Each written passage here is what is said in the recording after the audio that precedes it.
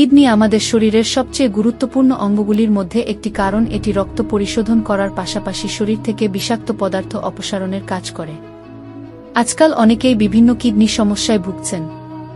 যখন কিডনি সঠিকভাবে কাজ করে না, তখন শরীর থেকে বিষাক্ত পদার্থ এবং অতিরিক্ত তরল অপসারণের সমস্যা হয়। কিডনির স্বাস্থ্য বজায় রাখার জন্য সঠিক খাদ্যাভ্যাস খুবই গুরুত্বপূর্ণ। একটু অবহেলা আপনার জন্য মারাত্মক প্রমাণিত হতে পারে। নারকেল জল অনেক পুষ্টিতে ভরপুর, কিন্তু কিডনি রোগীদের এটি এড়িয়ে চলার পরামর্শ দেওয়া হচ্ছে। আপনি কি জানেন কেন কিডনি রোগীদের জন্য নারকেল জল নিষিদ্ধ? যদি না হয় তাহলে এখানে জেনে নিন কিডনি রোগীদের কেন নারকেল জল পান করা উচিত নয়। কিডনি রোগীদের, বিশেষ করে যারা দীর্ঘস্থায়ী কিডনি রোগে ভুগছেন, তাদের নারকেল জল এড়িয়ে চলা উচিত, কারণ এতে উচ্চ পরিমাণে পটাশিয়াম থাকে।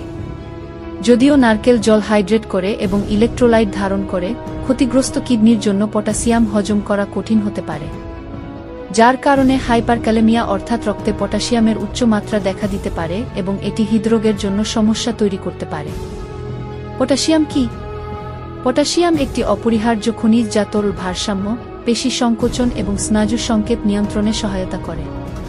নারকেল জলে প্রচুর পরিমাণে পটাশিয়াম থাকে, যা ইলেকট্রোলাইট ভারসাম্য বজায় রেখে কিডনির কার্যকারিতায় সহায়ক হতে পারে। যদি আপনার দীর্ঘস্থায়ী কিডনি রোগ না থাকে এবং আপনি ডাক্তারের পরামর্শে নারকেল জল পান করেন, তাহলে মনে রাখবেন যে অতিরিক্ত নারকেল জল শরীরে তরল পদার্থ বাড়িয়ে দিতে পারে, যা ইতিমধ্যেই ক্ষতিগ্রস্ত কিডনির উপর আরও চাপ সৃষ্টি করতে পারে।